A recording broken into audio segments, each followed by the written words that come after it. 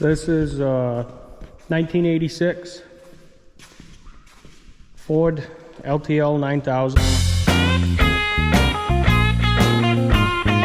My grandfather bought this truck in 1988.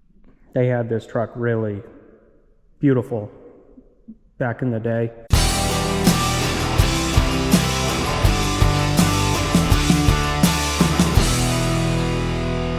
Last sticker was 2006.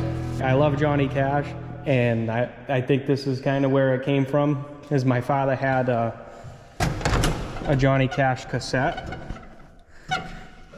for some reason in this truck, and I remember listening to that in the truck driving around, and I guess that's where my love of Johnny Cash kind of came from. And here's the interior. I spent a lot of time in here cleaning up this mess. It sat for a long time.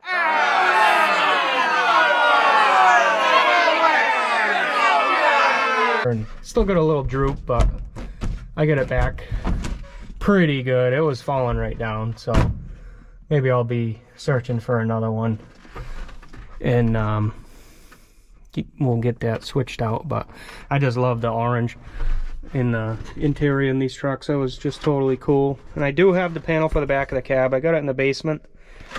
I have one rust hole I want to fix behind the seat. You might be able to see it. I got some tape on it back there.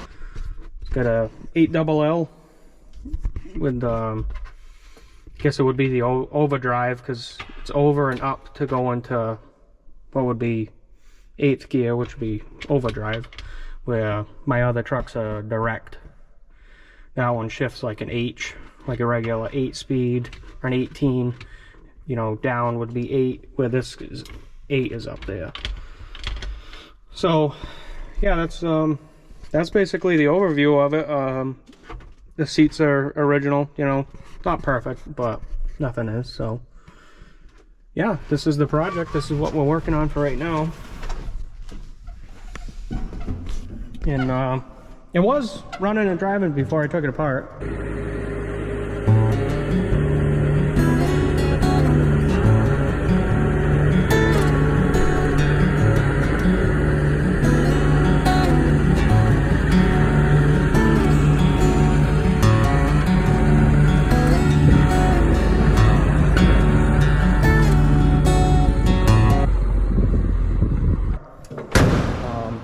Not roadworthy, but you know, yard driving.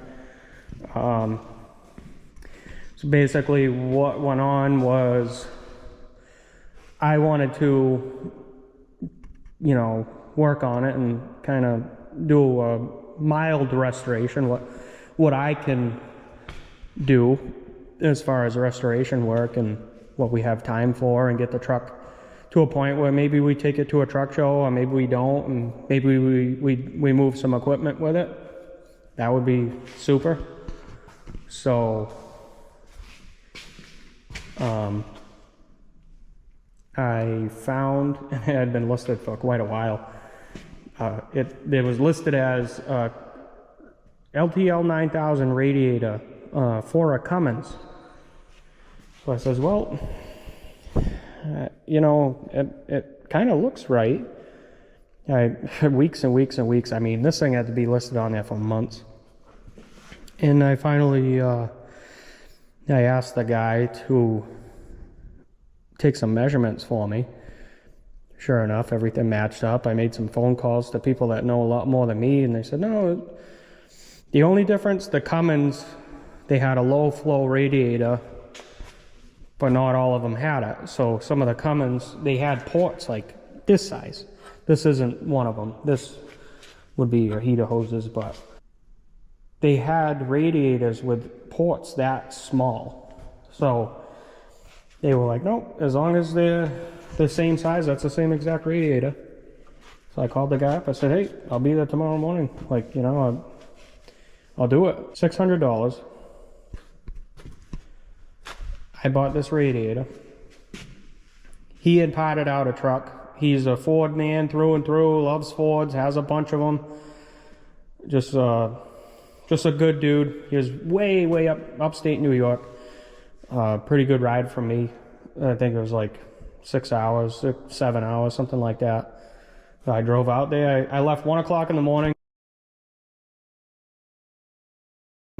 I got there, it was like 7 o'clock in the morning. He wanted to go to work. He was, you know, chomping at the bit because the frost was still in the ground. They wanted to get the logs out. They were a logging outfit. We loaded the freaking thing up, and just what a freaking cool dude. Helped me load it up and stuff, and gave me a couple boards to help me kind of stabilize it in the truck and keep it from getting damaged. To do the radiator, I said, well, the water pump was leaking like a sieve, so I'll pull the water pump. I wanted to paint it regardless. The engine needed paint. It was pretty bare. It just looked like hell. So figured I might as well do a halfway decent job. So I pulled off what I could. Picked up this little baby Sandblaster. I don't know, maybe it works, maybe it doesn't. I tried it out. It seemed like it was doing a decent job. You can see that little spot I did right there. I kind of just hit some stuff quickly. I did the front brakes. I wish I would have filmed more, but I probably got some pictures. I got everything painted, you know, up to the axle. I definitely want to paint the rest of this, but now it's up to us. I'm gonna finish it up because you know, nobody's gonna do anything for you.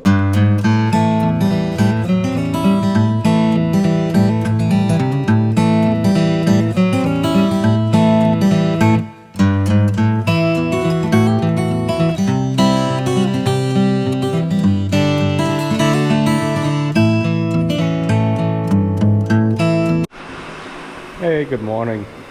It's early Saturday morning. I got a little bit more sandblasting to do, mostly down there. A little rough. I'd be pretty pleased with everything else, but if I'm gonna go over it again, I'll probably end up touching up, you know, some of the more rusty spots here. Things that might need a little bit of attention. And then I would like to clean up the oil pan a little bit because it looks like hell, all oxidized. What I've done, I think I did kind of screw myself. The humidity was crazy yesterday. Pull this cap off of the Sandblaster and stick your finger in, and it was moisture. So I have a feeling the sand isn't really loving it. It's probably pretty damp, so it's probably why I'm having so much trouble. It was, you know, it's got a little air dryer attached thing, and there's a little moisture in it, but there was some drips on the floor yesterday when I finished up. So I mean, obviously it's just soaking wet. So what I did realize is this was the line I was using yesterday. Obviously not going through this little dryer. I think that's what that is. So mind the mess. I drained the compressor this morning. I'm gonna go on this line, which is coming in the other side of the dryer. So that should help a little bit. And the moisture today, humidity wise, way down. Like it's actually quite comfortable right now. It is kind of raining. We have thunderstorms rolling through right now. Looks like it's starting to clear up. It's not really, just kind of sprinkling, not really raining, but that definitely knocked down the humidity a whole bunch.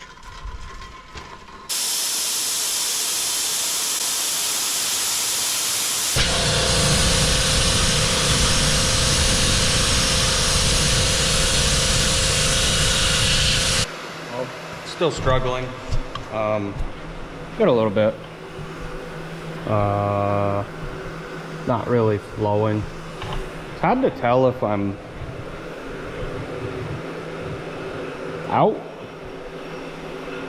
I didn't want to add more and have it not be out.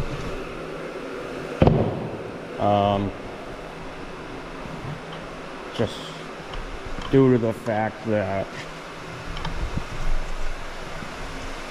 I just have to empty more out if I really mung it all up. If you never use one of these, like me, this one controls how much media. So you see sometimes I kind of mess with it because of course the screw's loose. Like me. Figure it gets clogged up in here. So sometimes I come and I turn it and it actually seems to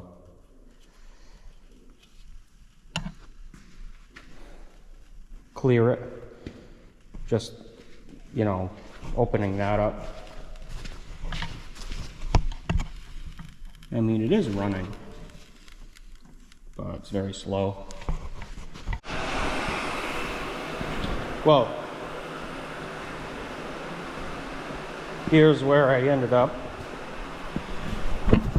I had to go take a ride, get the right fittings, and my wife had the sand in her car. She took off the work to grab it out of there from last night. I went to pick it up. So, of course, being the fat man that I am, I couldn't not pick up some donuts. I went to go see my father. He's working at my sister's house, so we chewed on those and got caught in the rain, but the sun's out now. I came back and I got the heat on the pot, trying to dry that out. I kind of was able to, it ain't pretty, but I finagled this mess together. This is just a little air dryer, like one of the cheapo ones you can get at Harbor Freight. So this is like a moisture catch, I think, kind of drain or strainer, I guess they would call it. I don't know shit about that, but this is an air dryer. Hopefully it's a little better. So I've plumbed this now. I'm actually pretty happy with it. So now I've got my 3/8. I've got a 1/2 inch, or I can go direct 3/8 and just bypass this.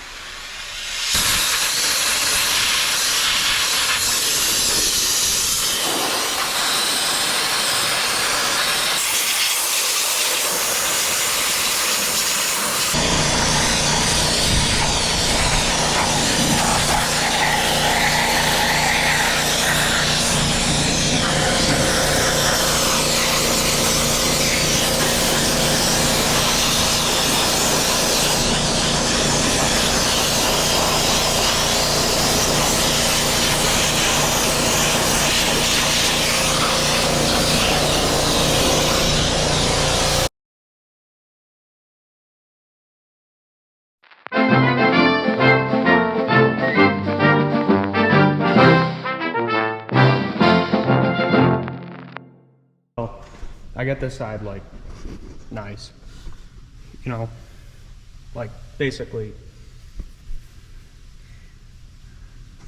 as good as I'm gonna get it. Trying to work down here and get this straightened out a little bit, just touch up before I went underneath and mess around with the oil pan. And this thing clogged up, something solid. I mean, there's a decent amount of sand in there, but I drained that off. There was a ton of moisture right there. So I'm guessing.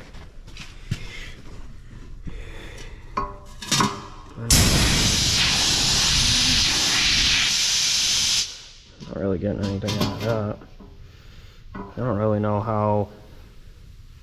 I don't really think you can drain that one. More that one, I mean, there's nothing in it. I don't know how this one drains, but yeah, I think you just push up on it like that. We're sorry, the number you have dialed is not in service at this time. That's disgusting. I don't know how old the compressor is. I got it second hand and a deal I made.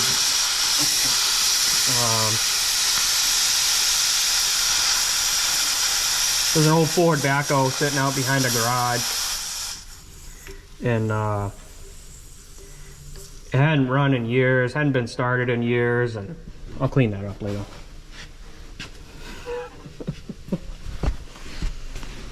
Hadn't run in years, hadn't started in years, and the property was getting taken by the bank. It was like a reverse mortgage. So they were trying to get the place cleaned out. So they said, hey, you know, can we get that backhoe running and moving and, you know, sell it? You think it's worth anything? Like, yeah, it might be worth something to someone. So it didn't take much. I filled up the tires. They all took air, and I think I threw a new filter on. It was a Ford 555, I think. I don't know. So I got the backhoe running. I actually sold it for them, and part of the deal was, you know, whatever work I did, I took in trade. But yeah, that's basically where we're at. Like I said, I mean, it totally clogged up. I took the tip right out,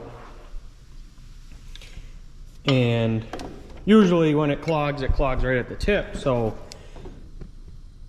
I take that out, and usually it clears out.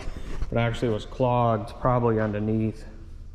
So it wasn't until I walked away and it built up the pressure, then it totally cleared out, and it blew a whole bunch of sand on the ground. See how bad it is. Might not even be usable. Might have to, I mean, I'm getting pretty close to where I'm satisfied. Maybe I'll just wire wheel the oil pan as best I can and go with it. Yeah, I mean, you can, it's just absolutely soaking wet in there. That is not gonna work.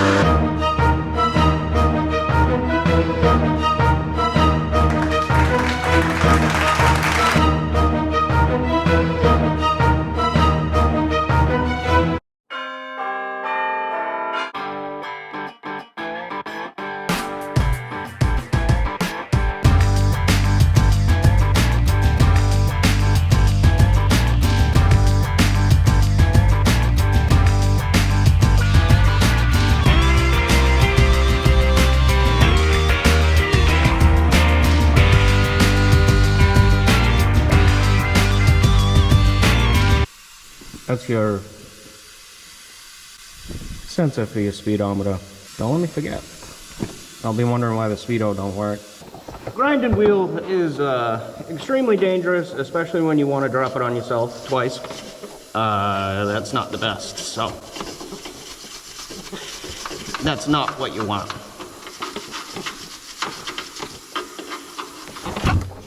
Yeah, I definitely felt that twice. And it's so funny because, you know, you do things once and you figure, that really sucked. I'd probably don't want to do that again. But then you don't learn, and then you do it again.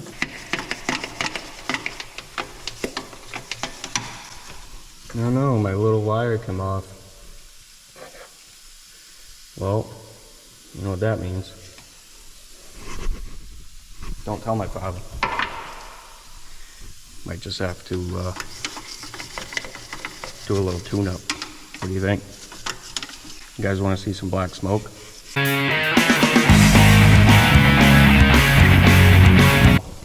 They come with a factory tag, like that.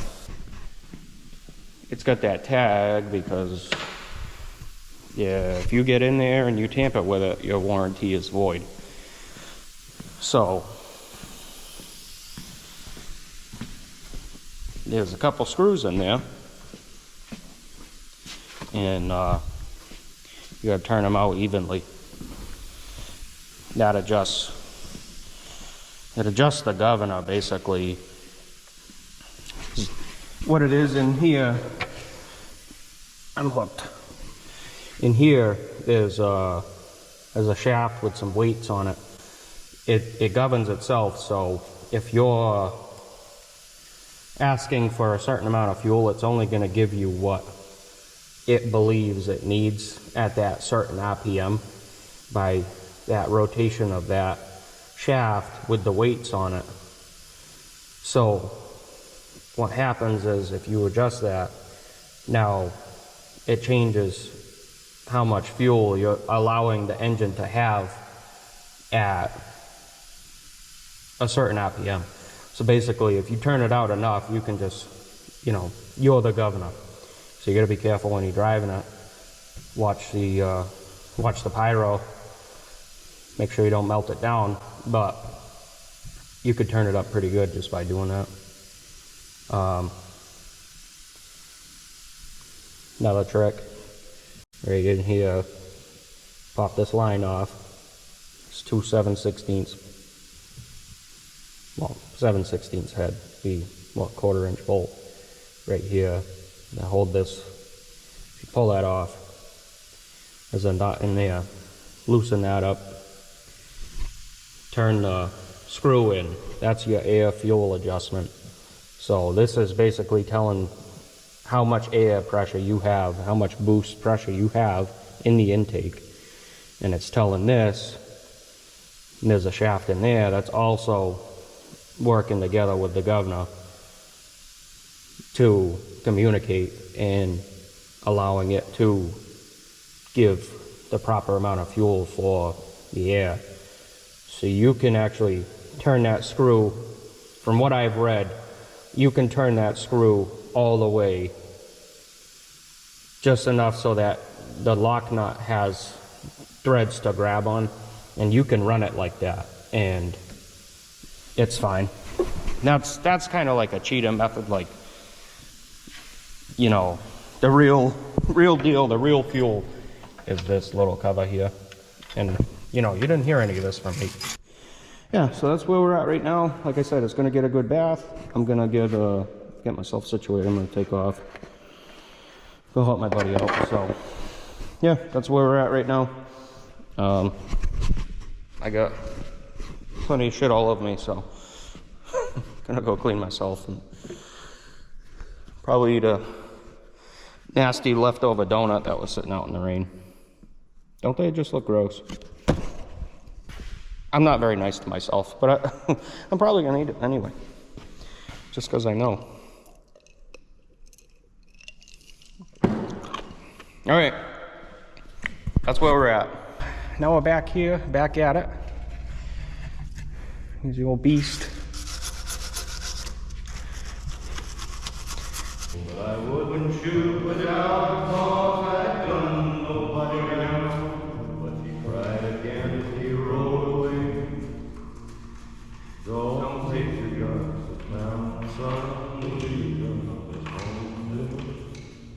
We're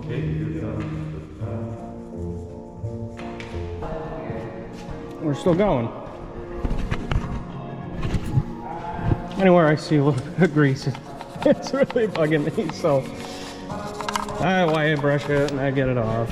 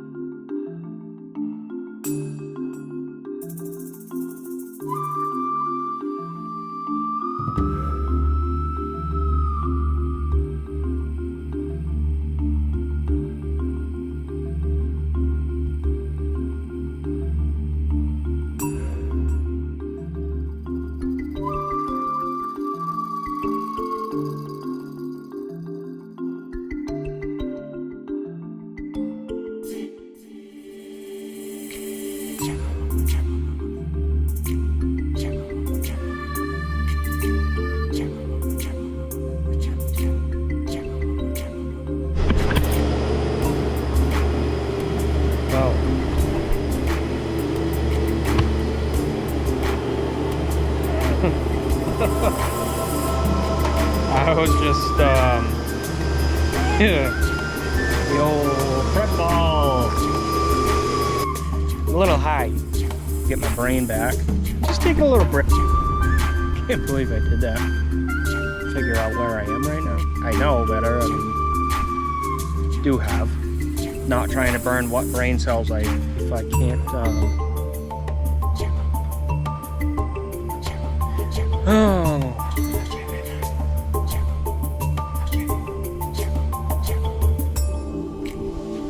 And we'll go from there.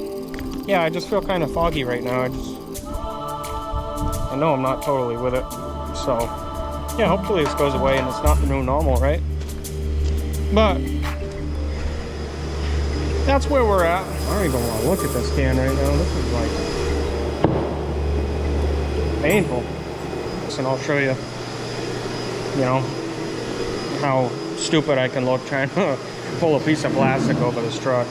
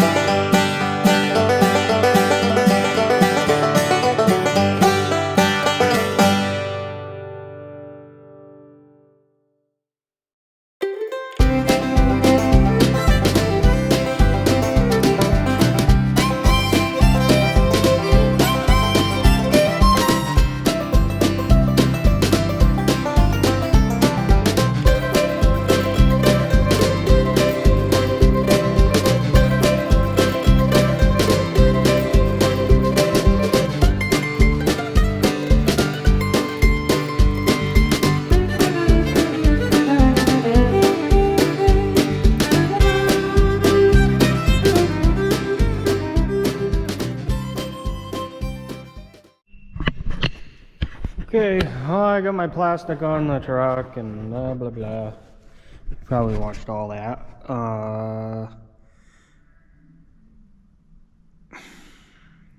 ready to prime it. So I'm basically thinking I'm gonna prime the manifold, paint it before everything else. I'll let that dry. I'll mask that off and then I'll do the yellow after that. So that's gonna be the plan. I'm gonna get that going. This fitting, I just plugged up the hole. There's some lines and stuff that go in there. This thing, I don't know how the governor was even working, to be honest with you. They had lines unhooked, hooked up. I don't know what the hell happened with all that. It's one of those things you kind of look at it and you're like, how? That shouldn't work. You know, and sometimes that happens. You just look at stuff and you're like, that shouldn't work like that, you know?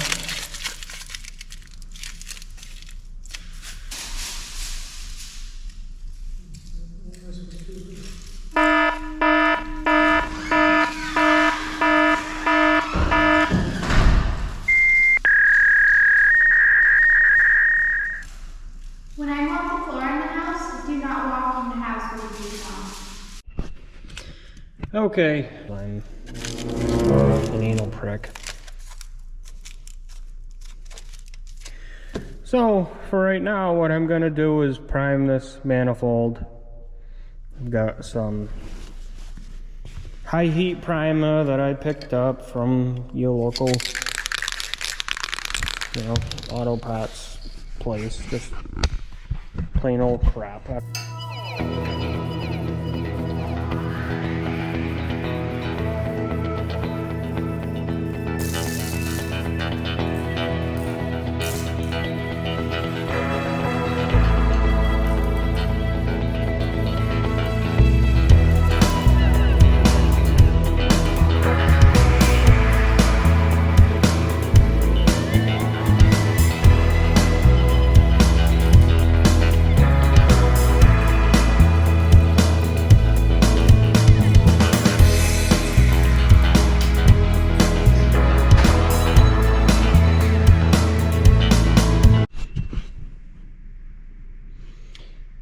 Feeling like it's nice and dry.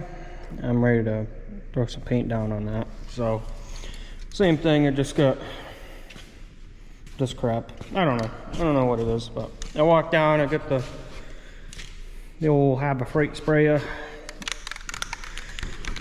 That'll come in handy when I'm trying to paint the oil pan and whatnot underneath. That thing don't care if it's upside down. It usually sprays pretty well, where my paint gun doesn't love it, so.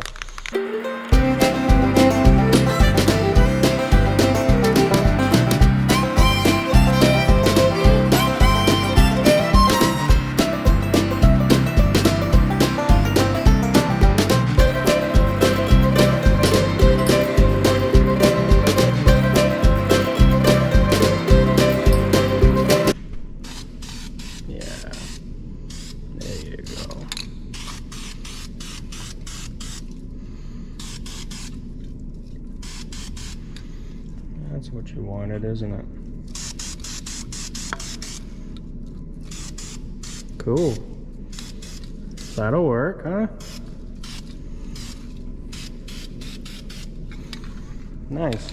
Yeah, I'm pretty pleased with that. I'll go right over the overspray areas with paint and that'll be fine and everything will be happy. And I actually still had a partial can of paint, so that's cool too. So try and use that up. All right, well, I guess that'll be it for today, and see you on the next one.